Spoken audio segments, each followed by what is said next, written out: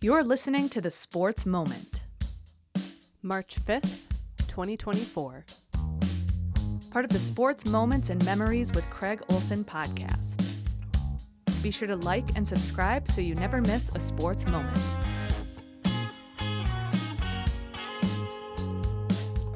Sponsored by Pemberton Law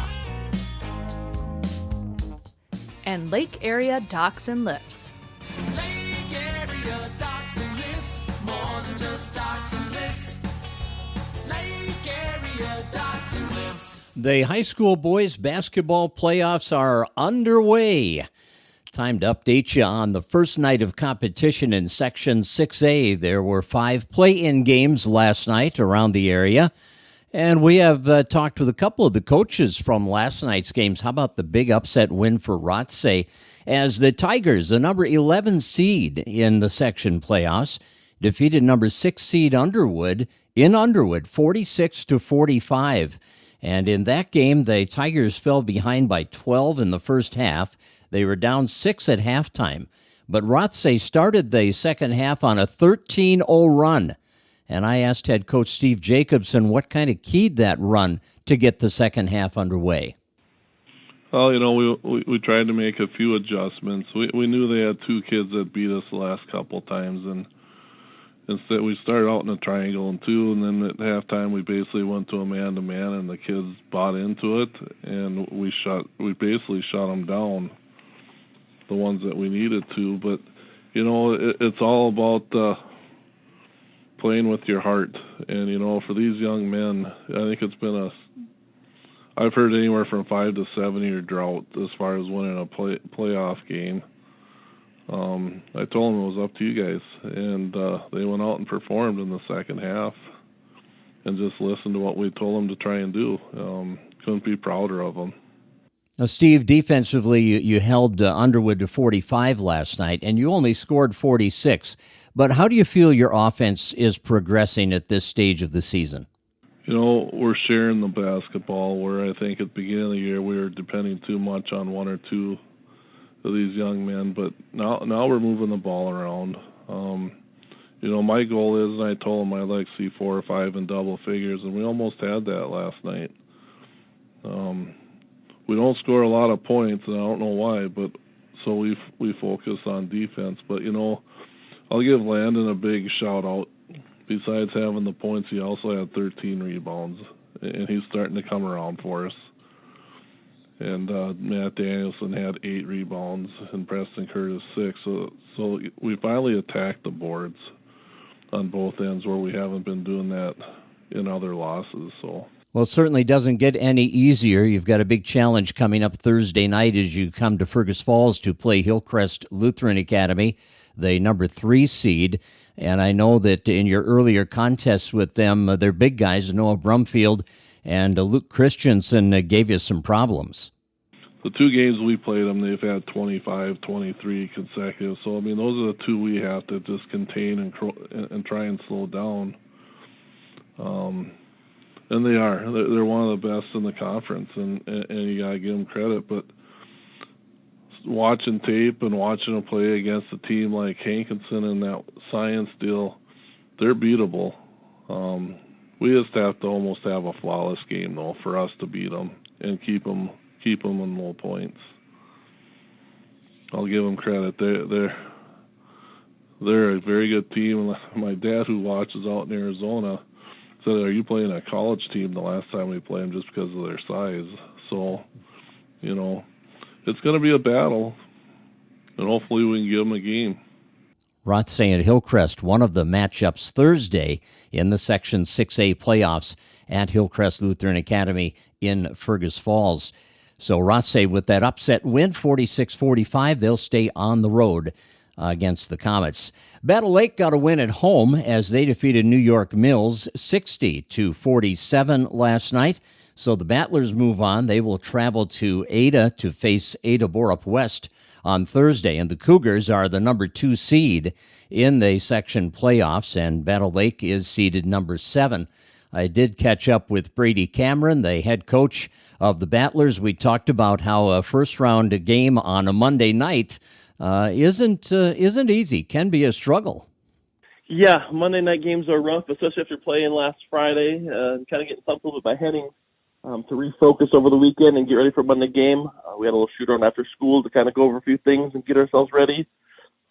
I think it's also a little hard to play a team that you beat by 30 a couple weeks ago, and then, got to have a mindset over we'll be okay. We're just going to come to this game and play like we did. And Mills beat Rothsay last week and kind of have a little bit of high here, and they played their tail off last night and made our guys work for everything. So it was a tough game, but it's always good to get a playoff win in March. Well, Jack McColson, who missed part of the season with an injury, has been back and been a key part of your success in winning 11 out of the last 13 games. But how much does Jack's return mean to the players around him as far as providing them opportunities to do things that they won't be able to do when he's not in the lineup? Yeah, having Jack back has kind of taken some pressure off of everybody else. Jack's able to handle the ball, get the ball up the floor, where we struggled at times with that before. It's taken a lot of pressure off my nephew Braxton, who was playing point guard before that, averaging 4, 5, 6, 7 turnovers a game, through that stretch when Jack was gone, hurt. And so having him back is kind of took a lot of pressure off Braxton and Mason to have to bring the ball up the floor and just kind of let the offense flow a little bit easier, too, because he's able to take some extra attention so guys are able to get some easy shots because of the extra attention that Jack takes up. Defensively, holding New York Mills to 47 last night. Tell us about your defensive effort. We've been defense last night was really good. I was very proud of our effort last night. Mason DeLugi, you asked me, he's the best defender in the section, and then probably in this area. The kid averages 10 rebounds a game, 3 steals, three blocks a game. Last night he held Mills' best player to 0 points after he had 22 on us the first time we played. So Mason was a little frustrated last night because he didn't score, but we said, Mason, it's okay. You held their guy who scored 22 to 0 points last night. Sam struggled to score for them, and it's because Mason was chasing all over the place. And then, like I said, having Jack back, too, just gives a little more continuity to our defense. Our guys fly around. They play really well together. Starting to communicate a little bit better late in the season here. Some switches and different things that happen in our defense. So our defense is starting to flow a little bit, and hopefully we can continue that momentum on Thursday.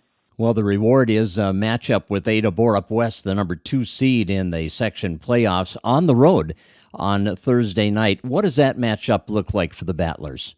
It's going to be a tough one. They're strong. They're athletic. Coach Thorne did our scouting report for this game, started on it over the weekend.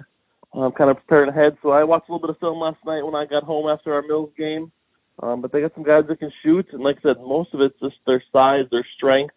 They have some really good guard play, getting into the paint. So we're going to have to really defend and guard our man, keep guys out of the paint, and close out to some shooters. Defensively, they get after it. They use their length and play some zone once in a while. Their man-to-man's up in your face. So it's going to be a tough test, but I think our guys are ready. We're battle-tested. We got the likes of Hillcrest and Henning out of the way here. We played them. West Central, Browerville, we got a lot of experience playing some tough teams. And even just in our conference in general, it's a tough conference to play night in, night out. So we're hoping our guys are battle-tested and we'll get some scout stuff done the next 2 days in practice and be ready for Thursday. Brady Cameron, head coach of the Battle Lake boys basketball team, as they won 60-47 over New York Mills last night. Jack McColson had 26 to lead the way. Other games in the play-in round, Frazee knocked off Lake Park Audubon 73-58. That sets up a battle of the Hornets on Thursday night as Frazee travels to Henning to take on the top-seeded team in the north. Breckenridge won their game 67-64 over Parker's Prairie. Cowboys go to Barrett now to face top seed in the south, West Central area on Thursday night. And Benson advances with a 78-59 win over Ortonville. Benson will now match up with Belgrade Bruton El Rosa on Thursday night. Tonight, the Section 8-3A quarterfinals will be played. Fergus Falls is the number 4 seed. The Otters get a home court advantage in that opening round game as they will host Ricori, a Central Lakes Conference rival they are very familiar with. And that one is an 8:05 start. It's primary day today, so once the polls are closed, you can put the ball in the air and get the game underway, but not before. So 8:05 tonight for the tip-off at the Otter Field House at Roosevelt Gym.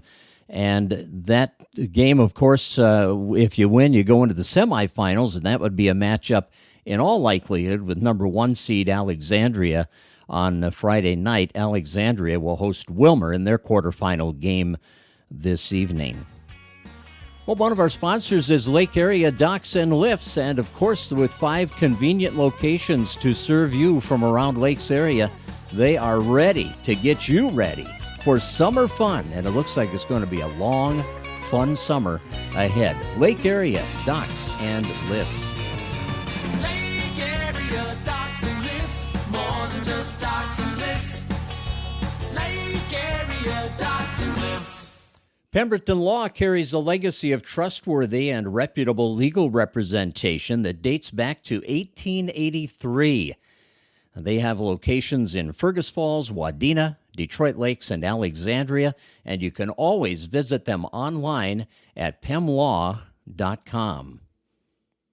The Minnesota Timberwolves were in action last night. They closed out their 7-game homestand with a win. They beat Portland 119-114, and that completed a 4-game sweep of their season series against the Trailblazers.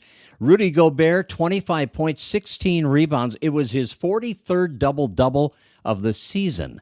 Michael Conley added 19 points and 7 assists as the Timberwolves will move into a first place now in the West by a half game over Oklahoma City and Denver with a record of 43-19. They are an NBA best 30-9 against Western Conference opponents. They are 20-5 against teams with a less than 500 record, and they are 23-8 at Target Center. That is the league's 5th best home record. Karl Anthony Towns hit 14, Anthony Edwards 13. Naz Reid added 12 on 4 for 4 shooting from three-point distance as Minnesota was playing its 5th game in 7 nights and completed their 7-game homestand with a record of 4-3.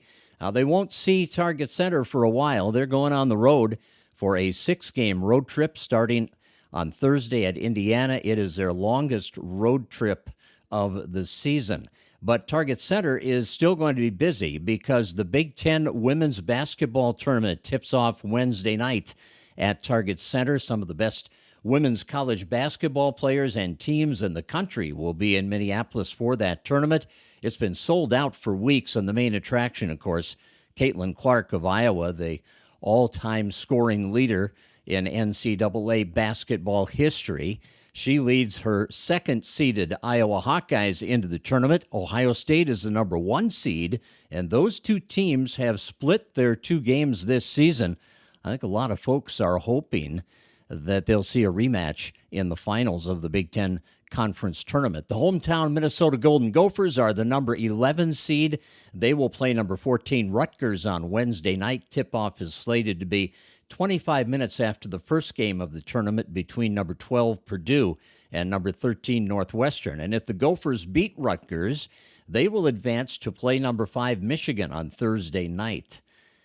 Also, the Minnesota Gopher men's basketball team learned that freshman guard Cam Christie has been named the Big Ten Freshman of the Week after his stellar performances at Illinois and at home against Penn State last week.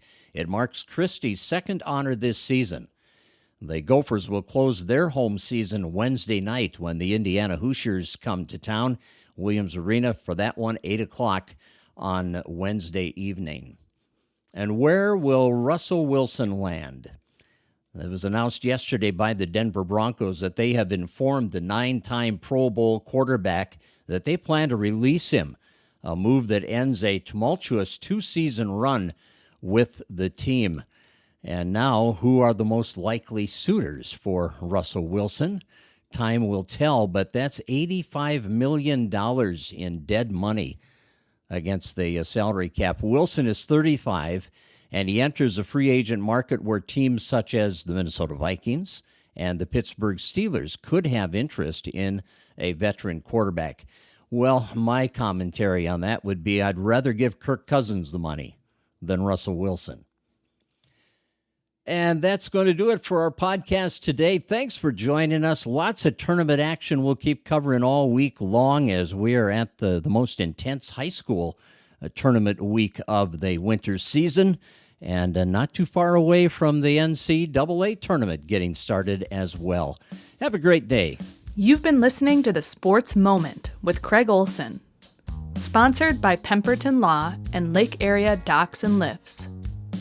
Produced by Sunroom Lab. Music by Blue Red Roses. Subscribe wherever you get your podcasts, and thanks for listening.